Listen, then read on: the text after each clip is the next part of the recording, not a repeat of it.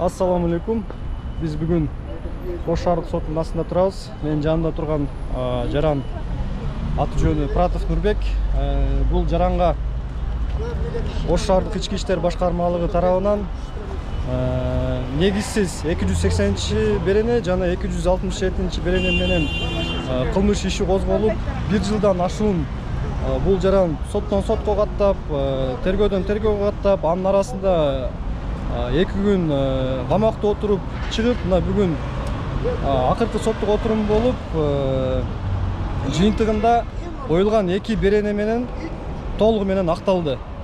Акталып, азыр мына сүйүнчү боюна батпай, ушул Кыргызстанда адилеттүүлүк бар экен деген мындай ишенимге, бир сезимге келип жатат десек болот.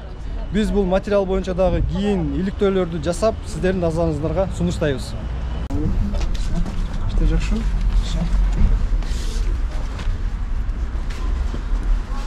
Biz sizlerge bağlayın da atkamız da. Dolaşmıyor. Siz çalışıyorsunuz mu? Ya, tabii burası. Açın. Hazır bakalım olsa. Just. Uzakta жұмыс var bitti. Çok olmuş. Büyük bir şehir bile. Just. Жоқ, аз силер кетип калсаңдар. Я жду. Ага. Сижу, жду. Ага. Бирок жұмысшыларға барасың. Азыр саат 4 болуп калды. Болжолдуу түрдө канча убакытта барасың жұмысшыларға? Kişinin gelişini. Кишин келишине. Бирок 6га чейин барасың. Биз анда 6га чейин күтүп туралы, эгерде эми билип атсаңар, эмне маселе менен кайрылып атканбыз да. Siz ne mesele alsanız neden almayısınız? Bizim presta bakın. Пресса түздөн түз бул жаранга кылмыш ишин козголуп, кылмыш ишин алып барган эмес да. Ошол кишиден маалымат аласыз. Ошол Биздин эч кандай маалымат бербейт. Эмнеге? Анда сиздин жетекчиңиз берели? Биздин пресса кызматы бар. Ну, десоңуз жакшы эле. Жакшы. Үнүңүз араң зорго чыгат го. Жакшы. Түштөнү кылабыз. Мисалы үчүн мен түштөнү кылып элекмин да. Сурагаңызга рахмат. Түштөнү кылдыңызбы? Үнүңүз араң зорго чыгат го. Сиздин сурагыңызга рахмат. Жок, десоңуңуз жакшы эле. Айтып атам. Түштөнү кылдыңызбы? Үнүңүз кубаттуу чыкпай атат да. Жакшы. Аскар мага комментарий бермей атат деп айтасыңар да. Жолдош майор, биз Аскарга тергөөчү катары эле кылмыш ишин козгоп, кылмыш ишин тергеген тергөөчү катары эле биз суроолорду узаткыбыз келип атат. Ооба, бирок маалымат бербеден баш тартып атат ал. Аскарбы? Ооба. Ошого начальник тергөө кирип айтасыз атасыңар ошону? Ошону айтып атат. Аскарга бере турган суроону анда тергөөнүн начальнине берейин деп атабыз. Ошол эле. Бизде арыз муң жок. Жок, арызым жок. Макул, азыр силер кирип начальник тергөө менен сүйлөшкүлө. Ооба. Анан кирип туруп ушундай Аскар маалымат берден баш тартып атат деп сүйлөшкүлө. Ооба. Аскарды чакырат, неге андай кылып атасың дейт. Анан может ошол жерде макулдашып маалымат берден унаган болсо, Аскар бул жака чыгат, бул жака силер тартып бере бересиңер. Туурабы? Биз азыр кирип, азыр ушу суроо жооп кылабыз. Жок, неге коюп кирип Биз коюп кире албайбыз, Биз ушу менен киришибиз керек. Биздин максатыбыз ошол. Бизде азыр мына экөөбүз жок, мен көз карандысыз иликтөө кылып жүргүзүп атабыз. Ошо көз карандысыз иликтөөнүн алкагында биз ошо суроо жоопту узатышыбыз керек. Ошол суроо жоопту начальник тергөө айтыш үчүн бул жака таштап туруп кирип бир сүйлөшүп чыгылат атпайбы начальник тергөө менен? Эгерде начальник тергөө өзүн ошондо Аскарды тергөөдөн чакырып Жолдош майор, эгерде маалымат бердин айтат, булар маалымат берип кой дейт, өзүнүн эмесин айтат да. Анан кийин кайра Аскар. Жолдош майор, эгерде тергөөнүн башчысы дагы Аскарга окшоп биздин суроолорго баш тартып жаткан болсо, анда сыртка чыксын. Бизде принципиалдуу түрдө кабинетине кирип сурайбыз деген жокпуз. Кааласа сыртка чыгып биздин кызыктырган суроолорго жооп берсин. Бирок биз бул жерде азыр телефонду, камераны таштап кире албайбыз. Биз анда киргенибизден эмне пайда? Жок, начальник тергөө бул жака чыга албайт да. Кабинетте отурат, иш бөлмөсүндө. Силер ошону таштап туруп Биз таштабайбыз. Жолдош майор, кааласа өзү чыксын бери. Биз таштабайбыз. Жакшы эле, баары жакшы. Не кылышыбыз керек ошондо? Сиздин талабыңыз. Биз киребиз, Аскарга бере турган суроону тергөөнүн башчысына берели. Аскар унабайт. Аскар унабаса, Аскардын жетекчиси бар да. Аскардын жетесине киргизүү Жүкен план көчүш барбы? Биз аны таштабайбыз. Ошо мунун таштардыр, кирип сүйлөшүп чыгыңыздар. Biz таштап киргенден кандай пайда чыгат анда? Биз белишүүбүздүн кереги жок андачы. Бул жак биздин пресса, билесиздер, а? Ал болсо бул жака сурооңорду бергиле, Аскардан маалымат алып туруп, бул берсин болсо силерге ошо маалыматты. Бул жак пресса болгон менен бул кечиресиз полковник экенсиз? Жок. Старший лейтенант, Жолдош ага лейтенант бул жакка кылмыш ишин козгогон эмес биринчиден. Кылмыш ишин тергеген эмес. Биз түздөн-түз кылмыш ишин козгоп, тергеген тергөөчүгө суроону узаткыбыз келип атат. Түшүнүп атасызбы? Биздин талап ошол. Бизде эч кандай арыз домат жок. Биз болгону суроо беришибиз керек. Бул жерде биз атайын өкүлбүз да. Сизге кандай маалымат керек болсо, ошол маалыматты ошолордон тактап, дело менен таанышып, сизге айтып бергенге биз дайынбыз. Дело менен таанышып, дело канча томдон турат билесизби? Ошону билбейм, ошону таанышып чыгам, ошону таанышып чыгам. Ага дагы көп убакыт кетет да. Бизге азыр керек. Бул жака азыр ал жака кирип, биз жетекчиликтин уруксаты керек, алар өзлөрүнчө чыгып жооп бере албайт алар. Биз ошондуктан эч кимди баягы убара кылбастан ишти козгогон, ишти тергеген тергөөчүгө 1-2 сөз суроо узатышыбыз керек. Болгон ошол. Биз не кылышыбыз керек? Тергөөчүнү айткан болсо, жетекчиге киргизишиңиз керек. Ошол камераны таштап коюп кириңиз деп. Муну камераны таштап киргенден кандай пайда чыгат? Же кандай айырма бар? Камера менен Тергөөчүсү ким экен? Аскар. Жолдош майор, мен сизге бир ойду түшүндүрө албай атам да. Сүйлөшөлү азыр. Жолдош майор, Билип турам сизге. милиция кызматкерлери, айрыкча милиция кызматкерлери элге ачык айкын болуш керек. Мен мисалы үчүн башка бир жарандын жашоосуна кийилгишип, же болбосо башка бир жаранга тиешелүү болгон купуя материалдарды сураган жокмун. Мен мына жаранга тиешелүү болгон кылмыш иши атаганда гана суроо жатам деп атам. Ошол? Ошону айтып турам, азыр эгер начальник тергөө кирсеңиз, начальник тергөө камераңызды кабыл албайт, түшүнүп атасызбы? Кабыл алгысы келбесе сыртка чыксын анда. Жок, биз ошону талап кылабыз. Чыксаңыз, анан кийин может Аскар өзү чыгаптыр бул жакачы, Аскарды чыгарат тергөөчү начальниги. Тергөө начальник Аскарга айтат, барды сыртка чыгып маалымат берип кой дейт. Жолдош майор, комментарий ала бересиз. Жолдош майор, мен ага жартуса жарга нарак жар десе түштөр эткенсиң мындай кылыпсың. Биз азыр киргенде телефонду алып койсоңуздар, биринчиси, экинчиси камераны алып койсоңуздар. Ал жерде начальник мисалы үчүн бул жак Аскар чыгат, начальник тергөөчү айтканда бул жака может чыгат деп. Ошону сүйлөшүп чыккыла. Анда биз кирбейбиз, биздин экөөбүздүн ортобузда болгон маекти тергөөнүн начальниги жеткизиңиз, балким Аскар чыгаптыр. Ошону жеткизип көрүңүз азыр. Бирок биз камерасыз, телефонсуз анын астына кириштин кажети жок. Бул жака камера менен киргенге болбойт да. Камера менен киргенге болбойт дегениңиз менен, урматтуу жолдош майор, биз сиздердин сырыңыздарды, сиздердин ички түзүлүшүңүздөрдү тартпайбыз. Биз болгон өзүбүзгө кызыктырып жаткан суроолорго жооп алуу үчүн гана келип атабыз. Түшүнсөңүз? Мен сүйлөшөйүнчү. Ошону жеткизип коюңуз суранычы. Айтты, киргиз деди, макул. Мен кабыл алам деди, бирок без камерасын коюп коюп келсин деди. Жолдош майор, Барча суроосуна жооп берейин деп атат. Жолдош майор, сиздер укук коргоо органысыздар. Сиздер эмес, керек болсо мына прокуратурага деле журналисттер кирип өзүнө кызыктырган суроолордуга жооп алып чыгып атат. Алардан сиздердин кандай айырмаңыздар бар? Бул жерде көп нерсе бар да. Көп нерсе болгону менен биз көп нерсе керек эмес бизге. Жок, ошо сен. Мен айтып атам, мына Пратов Нурбек Абдыжалиловичке карата козголгон 280-267 беренелер негизинде козголгон кылмыш иш алкагында гана суроолорду узатам деп атам. Мына могу жигиттин ошол гана мен башка мисал үчүн башка бирөөнүн жашоосуна же башка бирөөнүн сырына кийлигишпеймин. Сүйлөшүп чыкканда сизден эмне кетти деп коюп турсаңыз анда биздин келишүүбүздүн максатсыз болуп калат биздин келишүүбүз. Бирок начальник тергөө түшүндүрүп айтсаңыз, Аскарды бул жака чыгарганга камсыздап беребиз сизге, комментарий бергенге.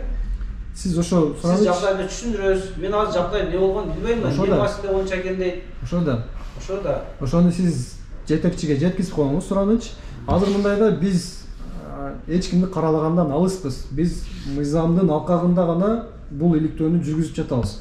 Эгерде сиздер бизди киргизбей турган болсоңуздар, биз чыгарып кое беребиз материалды. Бирок чыккандан кийин сиздер тараптан айрым адамдар айтышы мүмкүн бир тараптуу болуп калыптыр, экинчи тараптын дагы оюн укпаптыр деген сөз болот. Болбой койбойт, сөзсүз болот. Бирок киргизбей койсоңуздар, одан бешбетер дагы бул сөз ырбап кетет. Ошондуктан биз эки тараптын оюн угуп, анан чыгаралы. Сураңыз, жеткизип коюңуз. Эгер тергөөнүн начальник чыккысы келбесе, киргизгиси келбесе бизди бул жака чыксын анда. Бул жерден деле сурайбыз. Аланда отат, кирисинде отат, без камера кирисинде отат. Лампа чечпейт, чеким. Начальник тергөө Аскарович, Канат Аскарович. Биз камера менен гана киребиз. Бул биздин жеке мүлкүбүз. Бул жеке мүлктү калтырыш үчүн соттун чечими керек. Туура эле айтып атамбы? Жеке менчик конституция менен корголот. Урматтуу жолдошум. Материал боюнча дагы может нерселер сүйлөшүп. Жок, биз материалдын алкагында гана, могул жигиттин дарегине козулгон кылмыш иш алкагында гана сурайбыз.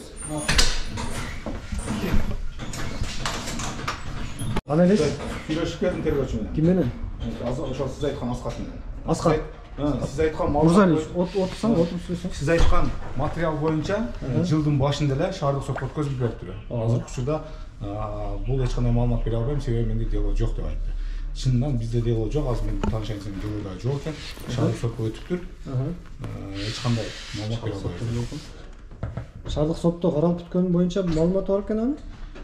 Дело bizde эмес дейт. Ошол жака сотко өткөн сотто дело дейт. Мен эч кандай маалымат бере албайм. Бул жигит биринчи инстанцияда акталган жөнүндө сизде кабар бар жокпу? Жок, кабарым жок экен, дело жок экен, мен эч кандай маалымат ала албадым. Дело жок болгону менен жагдайлар билет да, эсинде. Жагдай ошол. Бир жылдан бери делону көрүп гана айта алам деди. Дело жок, мен дело эч кандай маалымат бере албайм деди. Ошол айтты. Биз дело берели анда сиздерге. О делону колуна берели. Дело сотко кеткен. Эч кандай маалымат бере албайм. Тергөөчү айтты, эч кандай маалымат бере албайм деди. Ошол. Бизде болгону ашып барса 5 эле суроо, ошо 5 суроого жооп берсе эле биз кетебиз. Эч кандай маалымат бере албайм, чыга албайм деди. Дело ошол жакта деди. Дело алып берем мен 2 том дело. Көчүрмөсүнөн делону алып дело ошол сотко кеткен деп айтты. Мен маалымат бере албайм деди. Мен ошону айтып койгом. Анда Жукенов вам койчиска киредими? Ачкы. Кандай дейсиз?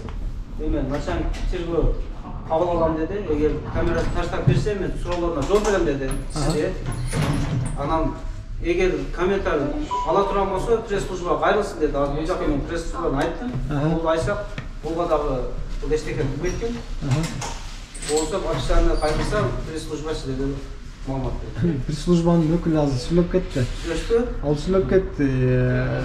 Берсе деле жанагы кечиресиз го, бирок мен эгер мындай туура эмес сүйлөсөм, берсе деле жанагы калыптанып калган жүзөр сөздөрдү менен айтып берет да, моундай болуптур депчи. Азыр деле айтып кетти, иш бизде эмес экен, сотко өткөн. Сотко өткөндүгүнө байланыштуу дело бизде эмес, биз эч нерседен жооп бере албайбыз деп атат да. Бирок мен бир негизги оюнду айткым келет да, жолдошум. Бул жака. Укук коргоо органдары, айрыкча милиция кызматкерлери жана милиция түзүмү жарандарга кандай гана учур болбосун ачык айкын болушсоңуздар, ошондо сиздерге жарандардын ишеними артат же болбосо кайтат десем болот да. Бирок азыркы учурда мына бул жарандын мисалында андай болбой атат да. Жөн эле кабыл алып койсо болмок. Биз мисал үчүн сурооңуз болсо пресс-службага кайрылбайсыздар. Ана ал ошол суроолор боюнча тергөөчүдөн маалымат алып туруп сизге бербейби? Азыр эми жерде мен анын зулган атты, ана боюнча эме болбой калам да. эмне болду азыр? Көрсөтмөчү. Жок, мындай да. Азыр менин өндүрүшүмдө ондой эч кандай материал жок. Ооба. Башка нерсе жок. Таныштыңар, ишенип калдым. Билет эле суроо. Соттук отурумда деле көрсөтмө бергенсиңер. Соттук отурумда кандай көрсөтмө бергениңер деле менде бардык кабар бар. Аудио жазуулар бар, протоколдор бар дегендей. Силер 2 ноябрда бул окуя болуп атат. Андан кийин 3 ноябрда интернет тармактарында тарап атат. Анын ичинде мен дагы бармын, мисалы үчүн мен да өзүм Instagram баракчада чыгарып аткан видеолордучу. Жана ок аткандарын, ээн баштык кылып, автохулиганство кылгандарын боюнчачы. Анан ал кезде силер мен билишимче Ош областында ички иштер башкармалыгында улук тергөөчү болуп эмгектенип жүргөнсүңөр да? Улук тергөөчү эмес, мен баягы жөн тергөөчү болуп жүргөм. Мен улук тергөөчү деп уктум да. Жок. Улук тергөөчү эмес белеңер? Жок. Макул, анда ал жерде тергөөчү болуп иштеп жүргөн болсоңор, азыр Араман районунда тергөөчү болуп иштеп атасыңар да. Бул кандай баягы кызмат абалыңардан төмөндөгөнүңөр болуп атабы же жогорулаганыңар болуп атабы?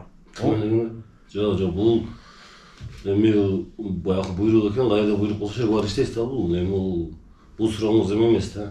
Бул ишке тиешелүү. Ишке тиешелүү. Бирок бир кыйыр мамиле менен тиешпеше болуп калышы мүмкүн да. Буга эч кандай Анан макул, окуя болуп атат, катталып атат, билдирүүлөр менен келип атат, жетекчилиңер ушул боюнча чара көргүлө деп. Анан бул жак силерге өзүнүн атындагы курал-жарактарын берип атат, туурабы?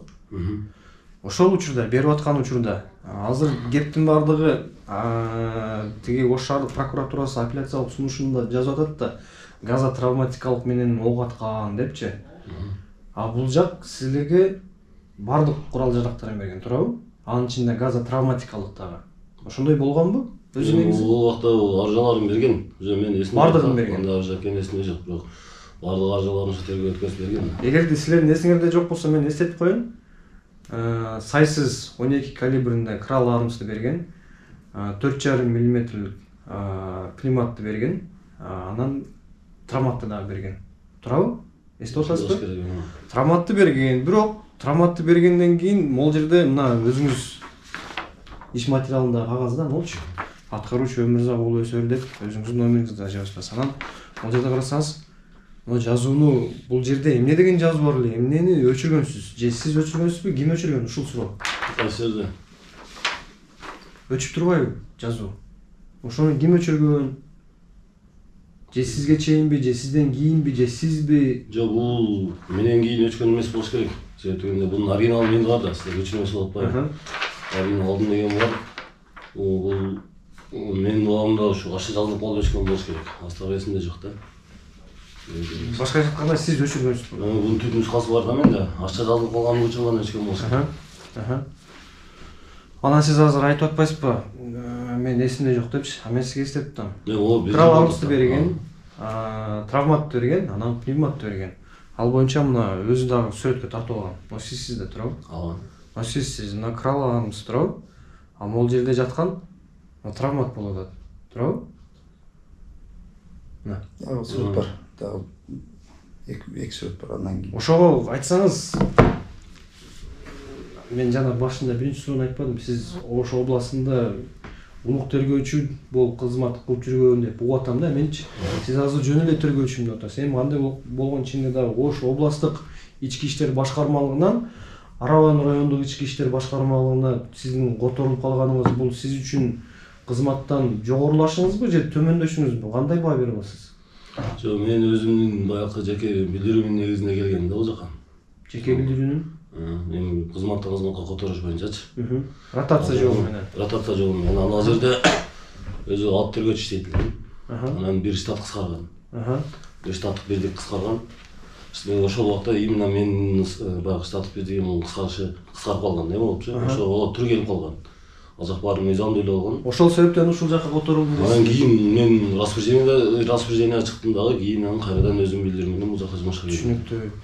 Эми карасаңыз, бул жерде сизге бул жак баардык курал-жарактарын берип атканда сиз ишке тиешеси бар гана курал-жарактарды алдым деп соттук отурумда көрсөтмө берип атасыз да. Анан ал жерде сизге басым деп деле айтыштан алысмын, бирок сот тарабынан деле, прокурор тарабынан деле сен кантип аныктадың? Травмат тапанчасы бул окуяга тиешеси жок экенин кантип аныктадың? Же атайын бир экспертиза илимин бүтүп окуп жактаган бир адистигиң барбы дегенге чейин барган экен да. Кимдер дейсиз? Сот менен прокурор сен кантип аныктадың? Травмат тиешеси жок экенин кантип аныктап, кайра травматты берип салып жатасың деген суроолорду узатып атпадыбы сизгечи? Ошондон улам анан сиздин өндүрүшүңүздөгү иш караштуулугу боюнча, аймактык караштуулугу боюнча Ош шаардык ички иштер башкармалыгына өткөрүп атпайбы? Өткөргөндөн кийин ал жерде мыкты деп аталган тергөөчү Мурзалиев Аскар Сайпулаевич сиздин үстүңүздөн ички иликтөө кызматына билдирүүлөрдү берип, рапорт менен кайрылып, ол жерде тапшырган курал-жарактарды кайра тиешеси жок курал-жарактарды кайтарып берип коюптур.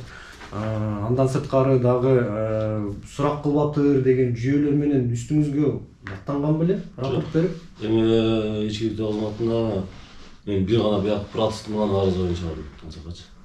Именно ол жерде Мырзалиевдин үстүнөн жазылган эми боюнча бардым да. Анан башка Жок, суроо мындай да, Мырзалиев сиздин үстүңүзгө рапорт менен кайрылган эмеспи ичкиликтүү кызматына? Жок.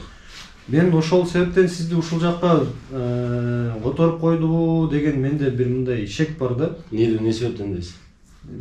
Эми карабайсызбы, сиз бул жерде ишке тиешеси бар гана курал-жарактарды алып, ишке тиешеси жок курал-жарактарды кайтарып бердим дегендей өңүттө сурак бердиңиз да, сот отурумундачы.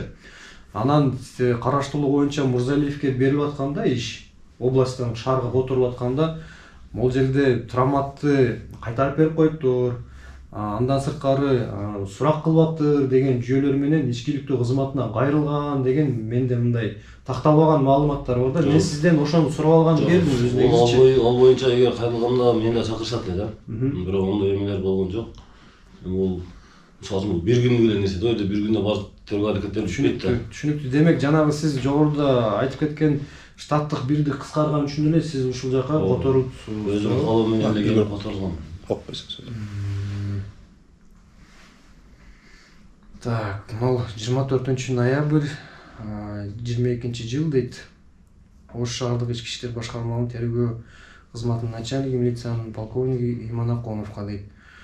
Ош областык ички иштер башкармалыгынын КБР системасынын маалымат электрондук журналына аяк саны 00551 саны менен каттоого алынып, аймактык караштыруу боюнча Ош шаардык ички иштер башкармалыгына жиберген материалдын алкагында дейт. Ош областык тергөө кызматынын өзгөчө маанилүү иштерди тергөө бөлүмчөсүнүн тергөөчүсү деп атат. Өзгөчө маанилүү иштерди тергөө бөлүмчөсүнүн тергөөчүсү милициянын улук лейтенанты Өсөр Өмүрзак уулуна карата кызматтык иликтөө жүргүзүлүп жаткандыгына байланыштуу аталган материал боюнча козголгон кылмыш иши сиздин өндүрүшүңүзгө тергелип жаткандыктан кызматтык иликтөөнүн материалдарына тиркөө үчүн тергөөчү Өсөр Өмүрзак уулу тарабынан жыйналган материалдардын көчүрмөсүн кызматтык иликтөөнүн материалдарына тиркөө үчүн берүүңүздү сурайбыз деп Ош областык ички иштер башкармалыгынын тергөө кызматынын начальнигинин орун басары милициянын капитаны Түгелбаев жазып атат. Башкача айтканда, Качан жазылат? Бул 24 ноябрь 2022 жыл, чыгыш саны 9/2222 деп атат. Аткаруучу Арыкбаев деп жазып атат. Ошондо карасаңыз, мен туура эмес айттым, улук тергөөчү деп мен сизди туура эмес айтып алдым. Сиз Ош областык ички иштер башкармалыгынын тергөө кызматынын өзгөчө маанилүү иштердин тергөө бөлүмчөсүнүн тергөөчүсү экенсиз. Өзгөчө маанилүү. Башкача айтканда, следователь по особо важным делам болгон экенсиз да. Жок. Жөнөкөй тергөөчү эмес экениңиз да карасаңыз. Сиз аны дагы түшүнбөй калдыңыз. Ал жер отделение да. Отделениянын полный аталышы ошондой. Ол отделение ошондой өзгөчө маанилүү иштерди тергөө боюнча бөлүмчө. Ал жер. Мен ошо бөлүмчөдө жөнөкөй тергөөчү болгом. Мага сиз айткан али өзгөчө маанилүү иштер боюнча тергөөчү болор башка. Ол башка да. Тергөө кызматынын өзгөчө маанилүү иштерди тергөө бөлүмчөсүнүн тергөөчүсү. Бөлүмчөсүнүн тергөөчүсү. Макул, ошо следователь отдела по особо важным делам болуп туруп, анан Араван райондук ички иштер башкармалыгына жөнөкөй тергөөчү болуп түшүп калган. Мен жеке көз карашымда сиз жогорулаш эмес, төмөндөшкө келипсиз да. Сиздин артыңыздан мен дагы бир сурап коеюн, мен бул жерде сизди жамандагым келбейт. Тескерисинче сиз Мырзалиевке караганда мен жеке көз карашым, бул менин пикирим. Мен жанагындай аныктадым деп айта албайм, мен болгон көз карашым. Мырзалиевке караганда сиз маңыз боюнча эле тергөөнү баштагансыз да. Ишке кайсы тиешелүү курал-жарактардан атылган, ошолорду гана алдым депчи. Тиешеси жокторду кайтарып бердим, себеп дегенде өзүнө тиешелүү болгон уруксат кагаздары болгон экен, жүйөнү сиз жүйөлөштүрүп атасыз да, негиз кылыпчы. Мен сиздин ошол жанагы өзүңүздүн профессионалдык адистигиңиздин багытыңызды мен мындай башкалардыкына караганда туура эле көрдүм. Себеп дегенде ал жерде видео далил деле бар. Ал видео далилди баягы эч качан колунан курал кармабай, курал жарак эмне экенин түшүнбөгөн адам аны билбейт. Бирок түшүнүгү бар адам дароо эле билет да. Мен деле видеодон көрүп дароо эле сиздин ошо оюңузду туура эле көрдүм. Негизичи максат бул жерде азыр сизди басмырлап, сизди жанагындай аброюңузга шек келтирүү эмес. Болгону эмне себептен ушундай болуп калды, сиздин кызматтык абалыңыз деген суроо менен келип атабыз да. Анан неге мынаны өчүрүп койдуңуз деген суроо менен келип атабыз. Бул жердечи. Жок эле акча жазып мен алып толук. Бул жерде өчүргөндүн себеби сиздин үстүңүзгө өзүңүздүн эле кесиптештериңиз аркылуу баягы сизге басым кылып атпайбы? Сиз Ош облустук ички иштер башкармалыгынын өзгөчө иштерди тергөө бөлүнчөсүндө тергөөчү болуп жүрүп, анан ушул жака түшүп калганыңыз мага ошондой эле сезилип атат да. Жок. Сиздин үстүңүздөн өзүңүздүн эле кесиптештериңиз келип алып, ушинтип туура эмес кылып турсаң, курал жарагын кайтарып берип коюпсуң деген үмүттө. Жок, ондой эмеде бул именно жок.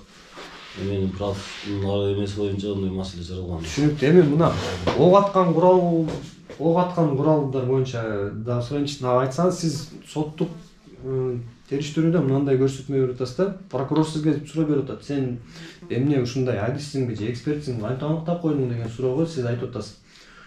Пневматты атканда деп атасыз. Пневматтан гильза чыкпайт деп атасыз, туурабы? А эгерде травматтан атканда деп атасыз, травматтан гильза чыгат деп атасыз. Ошол көрсөтмөңүз дагы деле мындай күчүндөбү же ал көрсөтмөңүздү өзгөртүп жибересизби азыр? Жок, бул мен ал жерде алар баягы сиз айткан суроону коюп атат да. Пневмат менен травматтын айырмасын билесиңби деген нерсени айтты. Эми ол сиз айткандай эле бойлы андай арзан түшүнүк адам билет да. Мен просто ошону түшүндүш ойдо эле айткам да ал жерде. Ошондо карасаңыз, пневматты атканда, пневматта жөнөкөй эле жана тоголоо эле шарик болот. Гильза чыкпайт анан. Тактоо иретинде. Травматтан гильза чыгат. Ошо видеону көргөнсүз да сизчи? Видеону көргөм, бирок азыр эсимде жок. Ошо видеону көргөн үчүн сиз жана тапанчадан гильза чыкпаган үчүн, демек бул травмат эмес, пневмат деген жыйынтыкка келгенсиз да сиз, туурабы?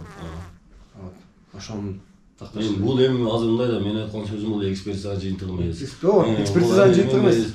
Оны мисалы үчүн көргөндөн дагы көрүп ошого карата ошол Мырзалиев же башкасы олар даше иликтеп туруп өздөрү экспертиза дайындап, ону көрүп туруп өздөрү эме кылыш керек эле да. Мындай да, жолдош аға лейтенант.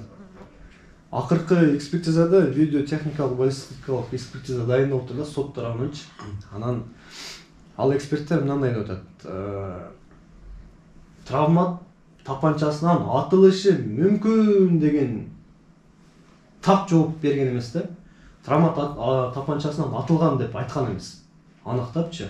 Мүмкүн деген гана мындай божомол корутунду берип койгон да. Ал жерде өзү сиз деле айттыңыз, мен деле айттым. Эксперт болуштун деле кажети жок ал жердечи. Видеодо анык көрүнүп атат. Жанагы сот деле айтып атат, прокурор деле айтып атат. Отурумдан уккан аудиозаписьтенчи. Ой, жанагы учуп атпайбы деп атат. Прокурор деле учуп атпайбы деп атат. Ал учкан жанагы. Эркиник болчу да. Крал Армстронг болуп атат. Тапанчадан эч нерсе учпайт. Жок, эрде мындай да. Биз ошол именно мен осмотрга мен чыккам, эстебейсизби? Чыкканда Берки кралдын немелери турат, гильзалары. Аны алып атасыз. Пневмат, ошол травмат атылганда анын да гильзаларын атылган. Сиз ошодон мен ошого да гарантия этип айткам да жерде. Эми мына карасаңыз, сиз укук коргоочусуз да, милиция кызматкерисиз. Мен азыр мына адамдык сапатка салып баалай турган болсок, сиз азыр баягы куугунтукталган болуп калып атасыз да. Менин оюмчачы. Ошол бугуңузга кошулбайм. Бар суроору? Жок. Бул эми эркекче ал эме кылган да.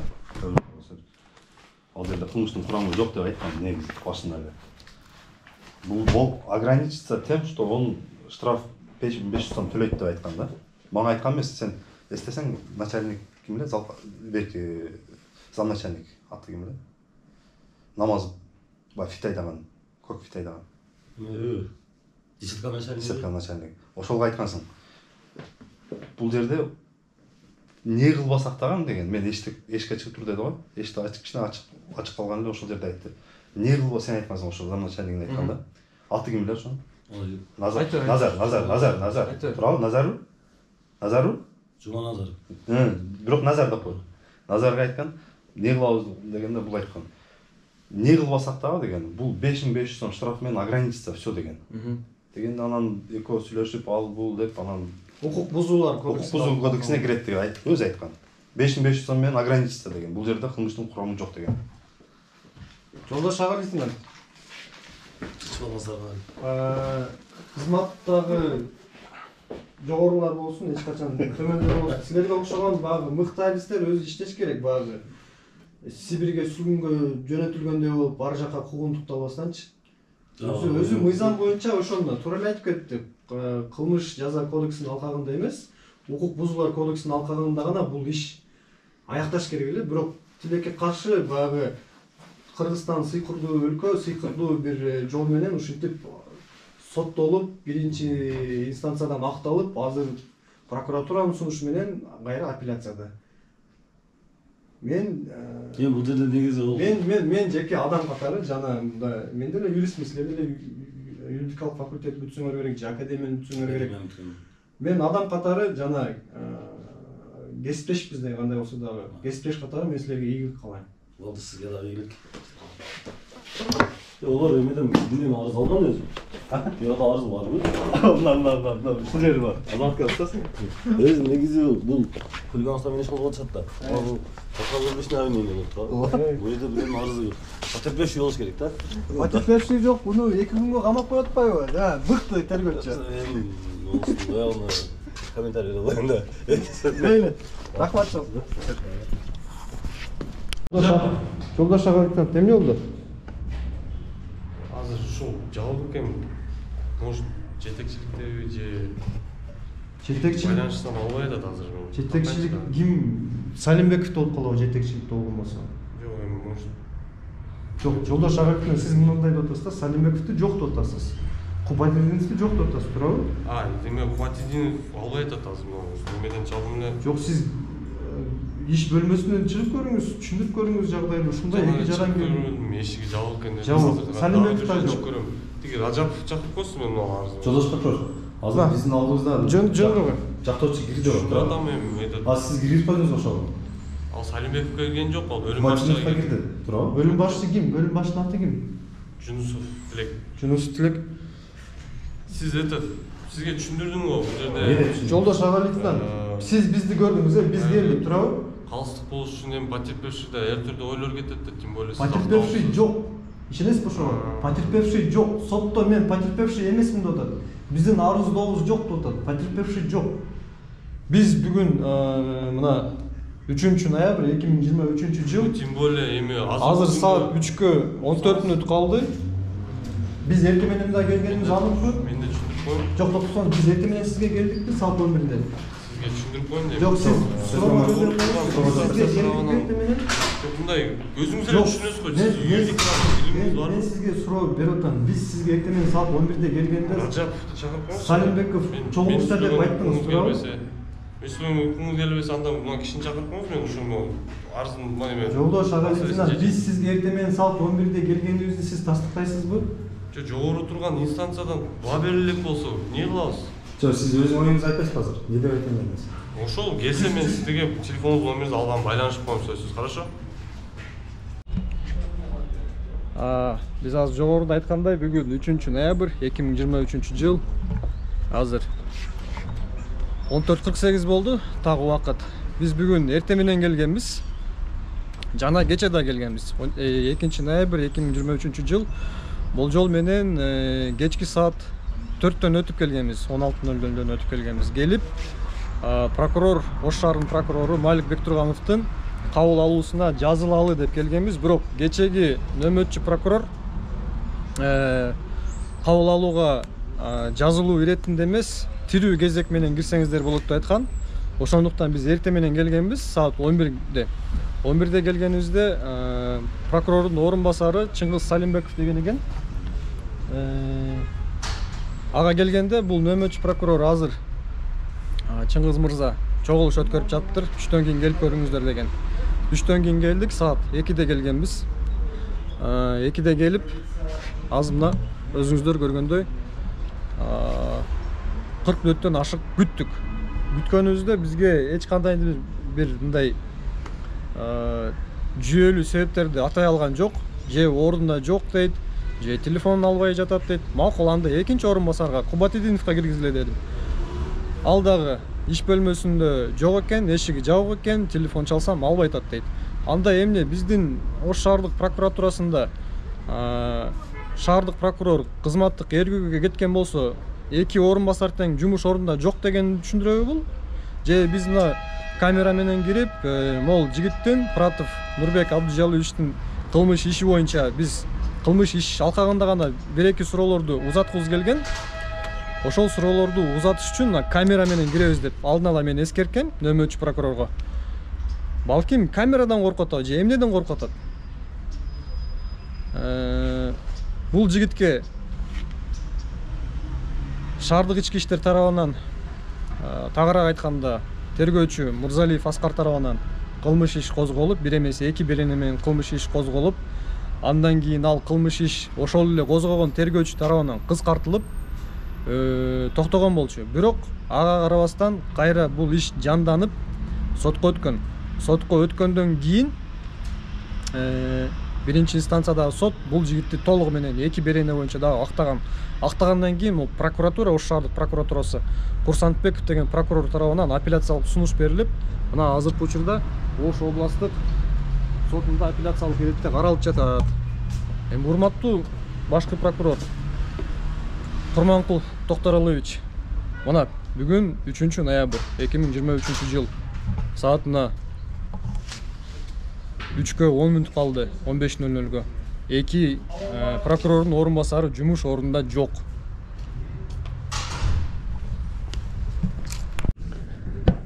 Саламатсыздарбы, бүгүн 22 январь 2024 жыл.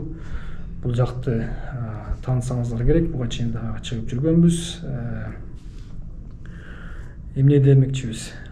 Ош областык сотунун Жумагулов Азамат Кадырбекович, Досмамбетов Азизбек Анарбекович жана Алимкулов Нургазы Халилович деген соттук коллегиясына жеке мен өзүмдүн атыман жана бул мырзанын атынан терең ыраазычылыгымды билдирип кетким келет. Себеп дегенде өзүңүздөргө белгилүү болгондой, бул жакты Ош шаардык ички иштер башкармалыгынын тергөөчүсү Мурзалиев тарабынан 280 жана 267 беренелер менен иш козгоп, мыйзамсыз иш козгоп, андан ары ал козголгон иши арадан өзү кыскартып, аны кайра кыскарткандан кийин кайра аны жандандырып сотко өткөргөн болчу. Биринчи инстанциядан бул жигит акталып, бирок актоо өкүмү күчүнө кире электе эле Ош шаардык прокуратурасы апелляциялык сунуш берип койгон болчу. Андыктан ал апелляциялык сунушу менен мына жогоруда атап кеткен соттук коллегиянын кароосунан өтүп, бул жигит толугу менен акталып бүттү деп айтсак болот. Себеп дегенде 18 январь 2024 жылы аталган соттук коллегия биринчи инстанциянын өкүмүн эч кандай өзгөртүүсүз калтырып, ал эми Ош шаардык прокуратурасынын сунушун, апелляциялык сунушун четке какты. Ошол биз буну менен бул берүүбүздү токтотпойбуз. Буга мындан кийин дагы бул берүүбүздү улантабыз. Андыктан кимге бул иш кандай болду эле, кантип тергелди эле, кантип сотко өтүп кетти эле, кантип ортодон козголгон иш кайра кыскартылып, кайра жандандырды эле деген суроолор болсо, биздин берүүлөрүбүздү калтырбастан көрүңүздөр.